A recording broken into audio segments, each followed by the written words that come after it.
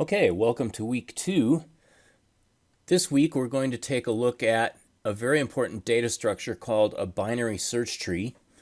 It's a relatively simple kind of tree in which you can store some arbitrary number of values in a sorted order. In our case, we're going to store the values in ascending order from the leftmost branch to the rightmost branch.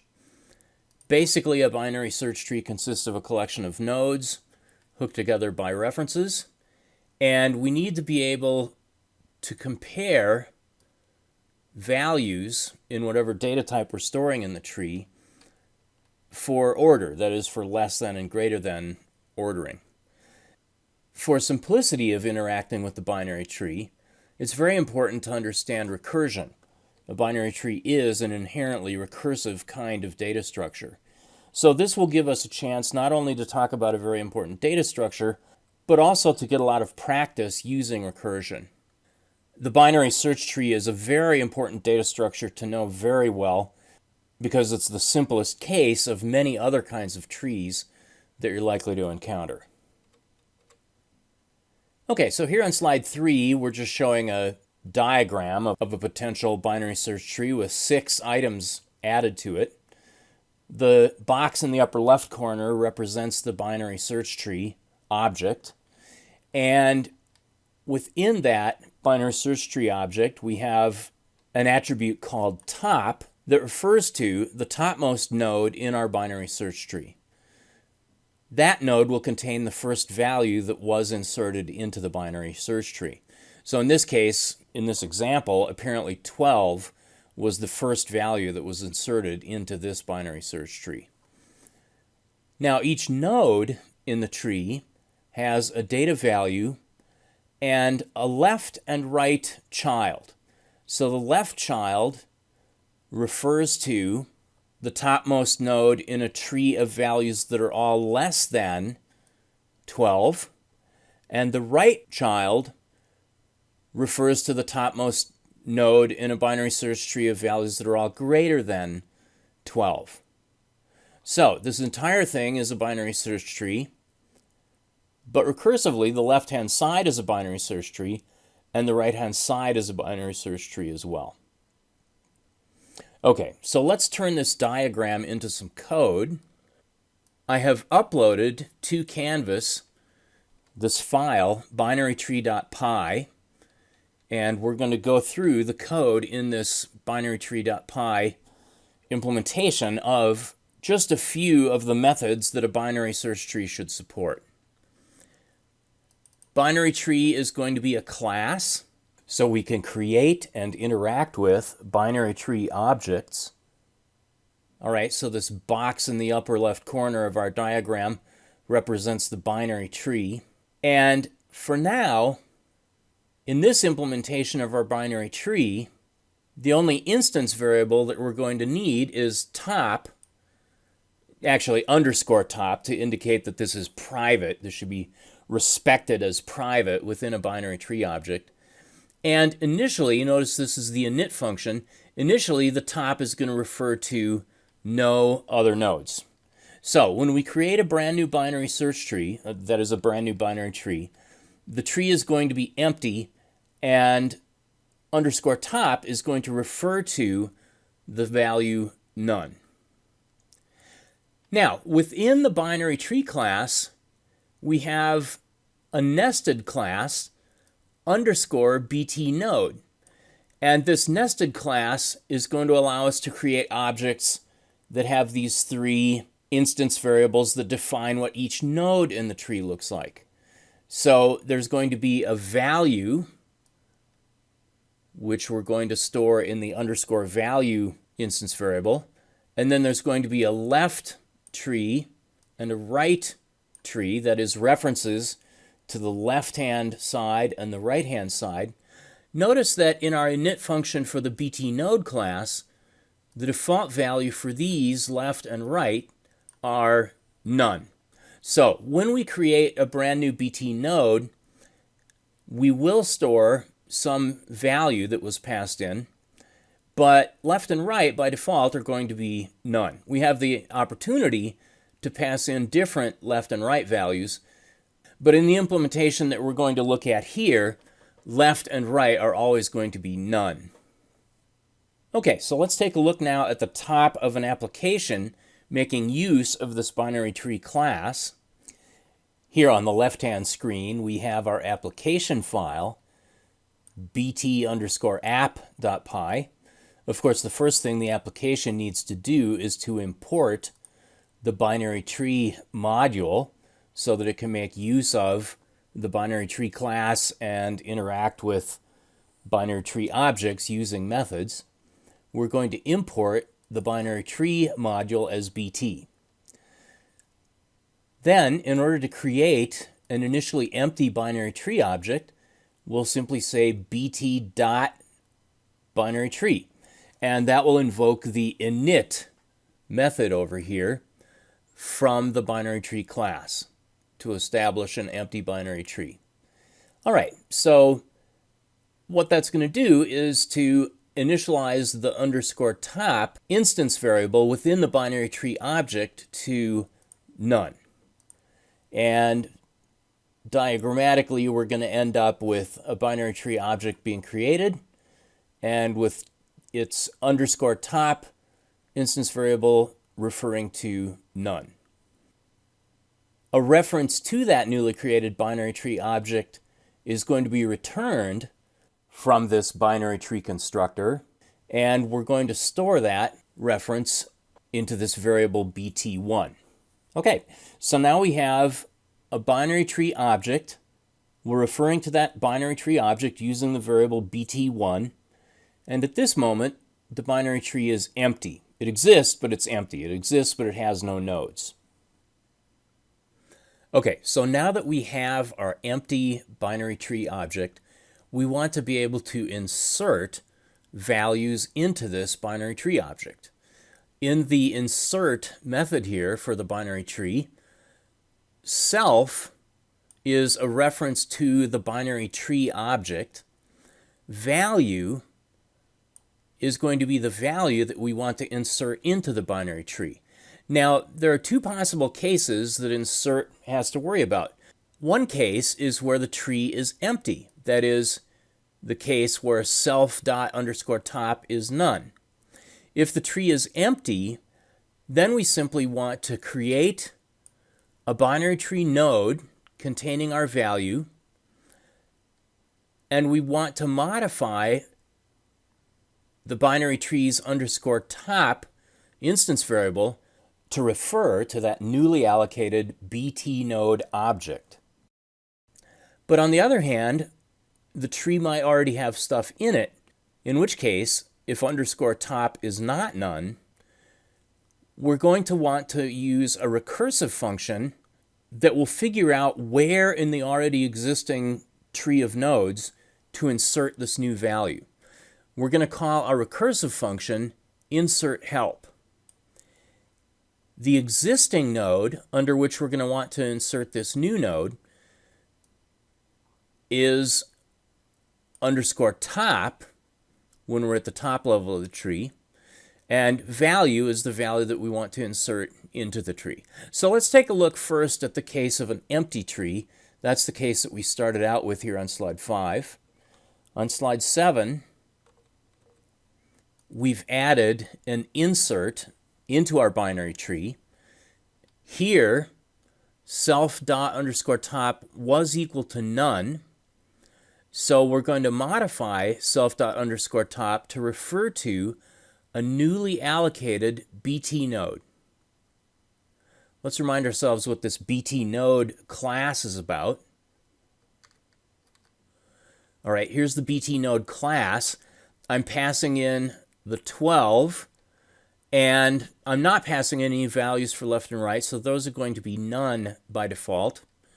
Consequently, the init function in the BTNode class, _BTNode, is going to create an object, initialize the value part to 12, initialize left to refer to none, and initialize right to refer to none. All right, so there is our newly allocated BT node. And rather than cluttering up the screen by having the underscore left side refer to none and the underscore right side refer to none. It's common in a diagram to just have empty boxes for the left and right references to indicate that they don't currently refer to any node. We're modifying underscore top to refer to that newly allocated node, and we're done. Okay, so we've inserted the topmost value into the tree. Now our tree has one value in it rather than no values as it originally did. Let's trace through next what happens if we do already have a value in the tree, and we're going to insert another value. So here on slide 8, following our insert of 12, that was the first value, we're going to do another insert, this time of 7. All right, so self is the binary tree object, value is 7, self._top is not none at this point because we do already have one value in the tree. Consequently, we come down to the else and we say into the binary tree, let's do an insert help of self.top. Okay, that refers to the node containing the 12. And our value is 7. All right, so here we are now in our insert help method.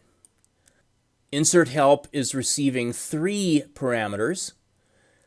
The first parameter is a reference to the binary tree object itself.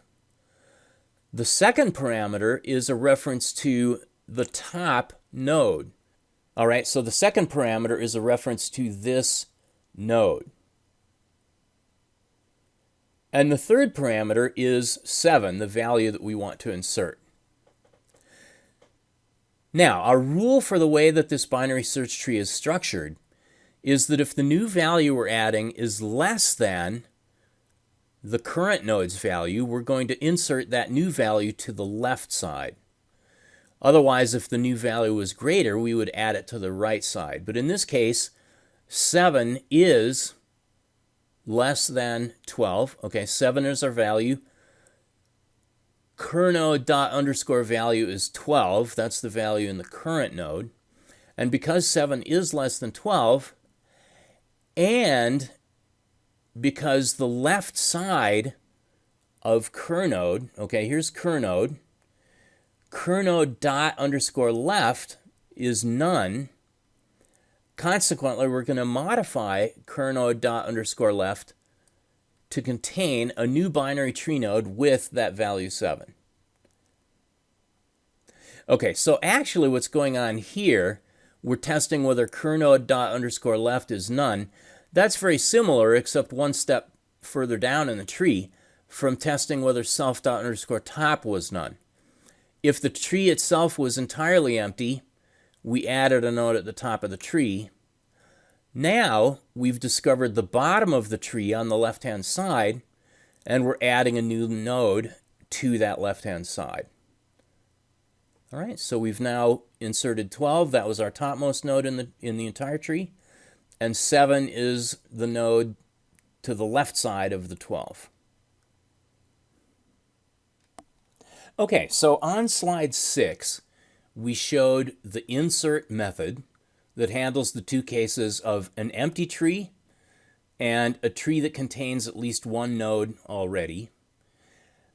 We only had room to look at the very topmost part of the insert help code, where we were inserting a lower value than the existing node to the left, assuming that the left was the bottom of the tree.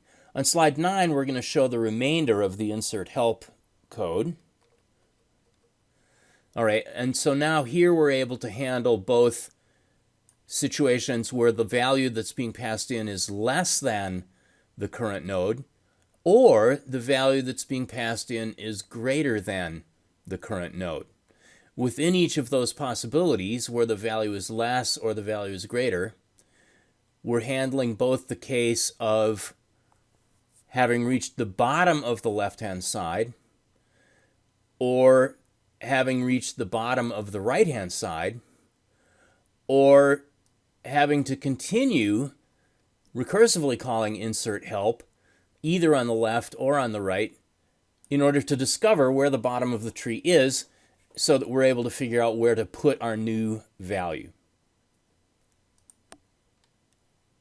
Okay, so here on slide 10, continuing with our application code, we started out by creating an empty tree. We then inserted 12, which became the topmost node in the tree. We then inserted 7 to the left of the 12. When we did that, the 12 was the bottommost node in the tree. So we were able to add the BT node containing 7 as the left child of the 12. Well, now our tree has 12 and 7 in it.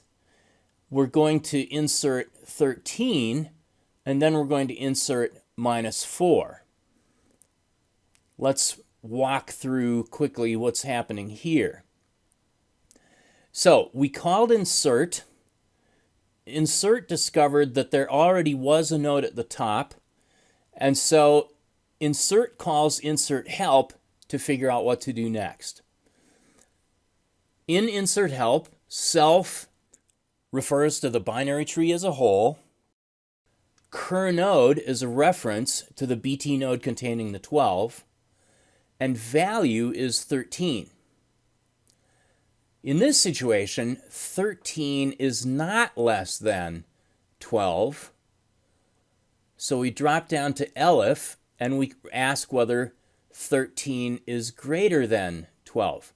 Since 13 is greater than 12, and since the right side of the 12 is none, we allocate our new BT node on the right side of the 12 and fill that in with a 13. So that's what causes this node containing 13 to be added to the right side of the 12. And at that point, we're done. Now, continuing on to the insert of -4, let me erase some of my yellow here. All right, so now we're inserting the -4. When insert gets called, we discover that the binary tree BT1 has a node in it. So we call insert help. Self is a reference to the binary tree as a whole. BTNode is a reference to the 12, the topmost node in the tree. Value this time is -4. Okay, so we discover that -4 is less than 12. However, BTNode.left is not none. BTNode.left is the node containing the 7. So we drop down to else here and we call insert help, passing the node containing the 7 and -4. So here we have a recursive call of insert help.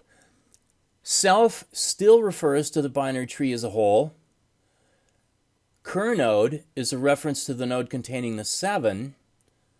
Value is -4. -4 is less than 7. And 7 is at the bottom of the tree. So BTNode._left, the _left instance variable in the node containing 7 is none. And consequently, I modify the _left instance variable in the node containing 7 to refer to this newly allocated binary tree node containing -4. And so that adds the green node, the -4, down to the left of the 7. And we can continue on inserting more values. And each value we will recursively descend through the tree, either to the left or the right, depending on the relative values, until we find the bottom of the tree. And at that point, we will allocate our new node and modify our reference to refer to that newly allocated node. I did want to point out one thing here, which is that I'm testing both less than and greater than. The implication here is that it's not going to be possible in this binary search tree to have duplicate values. My tree already has a value of 12 in it, so let's suppose I insert 12 again. In the insert function, I'll discover that the tree already contains a node. So insert help is going to be called with self referring to the binary tree as a whole, cur node referring to the node containing 12, and the value that I'm trying to insert is also 12. Well, 12 is not less than 12, so I drop down to elif. 12 is also not greater than 12, so that's it. Nothing happens. The 12 does not get inserted a second time. Okay, so now we know how to create binary tree objects using the binary tree classes init function.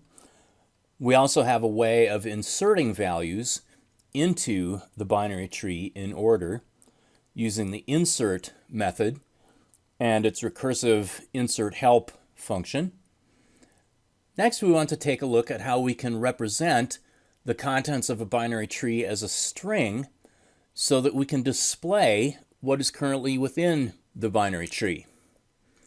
All right, so in order to convert a binary tree contents into a string, we will need to define our underscore underscore stir underscore underscore method, shown here on slide 11. Self is a reference to the binary tree object as a whole. The values stored within the binary tree are stored recursively in these BTNode objects.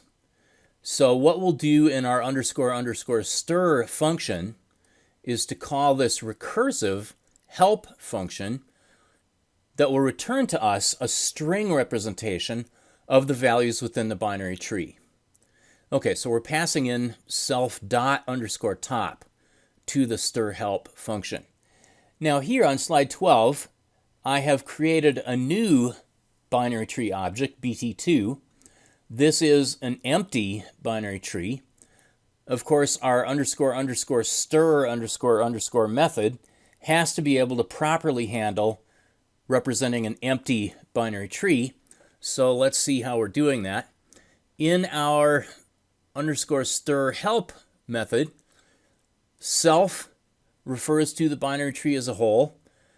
Cur node is the current node that we're referring to. In this case, the current node that we're referring to is the underscore top instance variable's value, and that is none in the case of an empty tree. So we're going to do an extremely trivial thing in the case of an empty tree and just return an empty string to represent an empty tree. Now, in this print function call here, print is going to display two things. First of all, it's just going to display this string, bt2 colon, followed by a space. So the output is bt2 colon followed by a space. In order to print the bt2 object, print will automatically invoke the stir function on bt2. That will invoke the underscore underscore stir underscore underscore method on the object bt2, which is simply going to end up returning an empty string. So when I call this print function, all I get out is bt2 colon space and then an empty string. So bt2 is empty.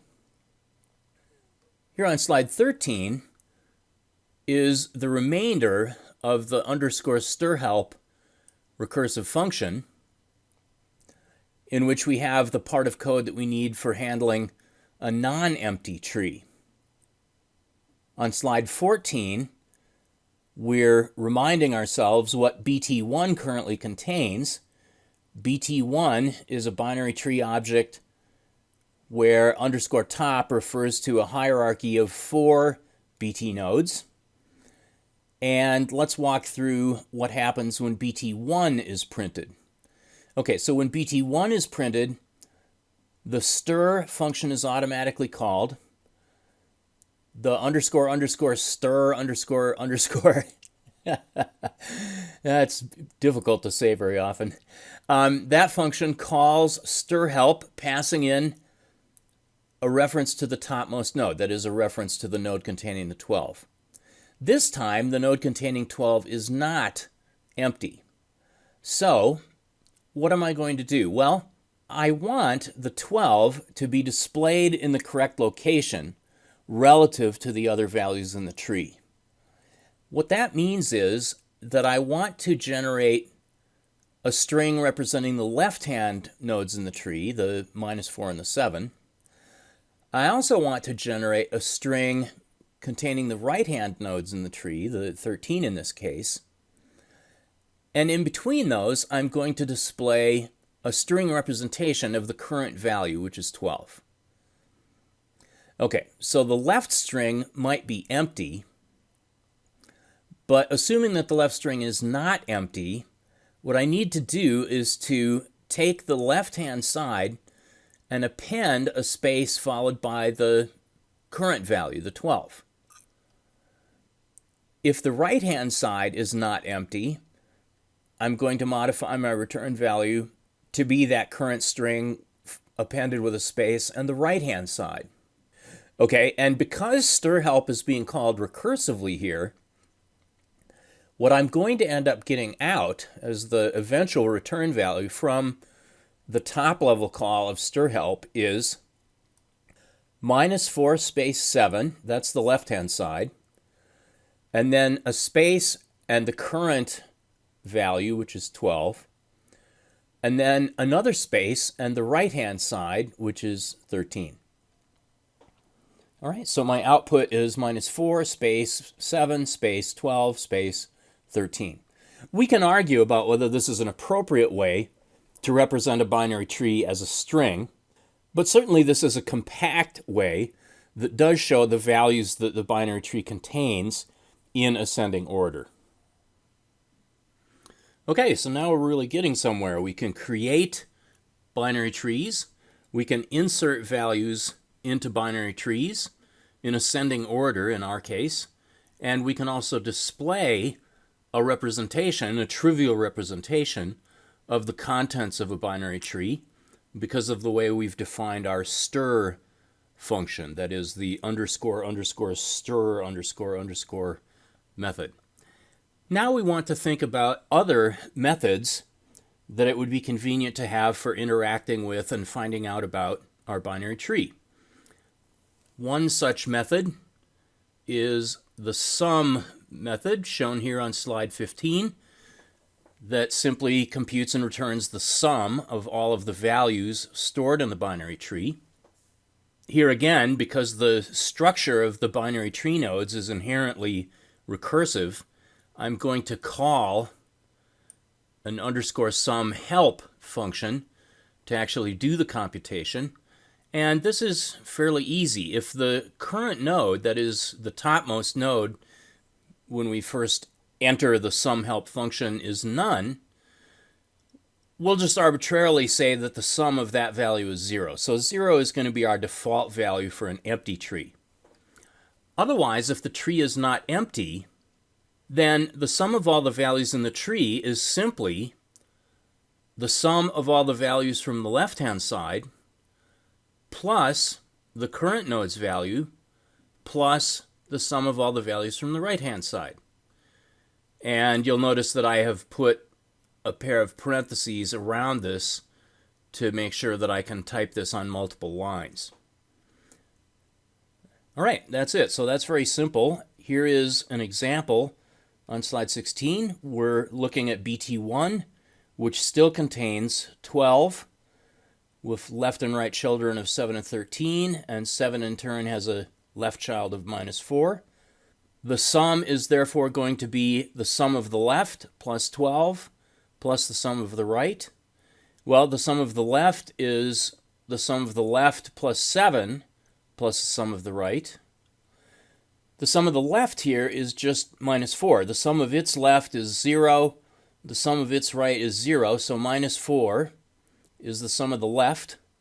-4 plus 7 plus 0 is 3. And 3 plus 12 plus the sum of the right, which is 13, gives me 28 as my sum. And of course, that's just one of many methods that we can create for interacting with or finding out about or even rearranging the nodes in our tree. Well, let me say a word about performance here. Ideally, if the values are inserted into the tree in some kind of random order, then the tree will be fairly bushy, and you'll have both an insert and search time of order log n.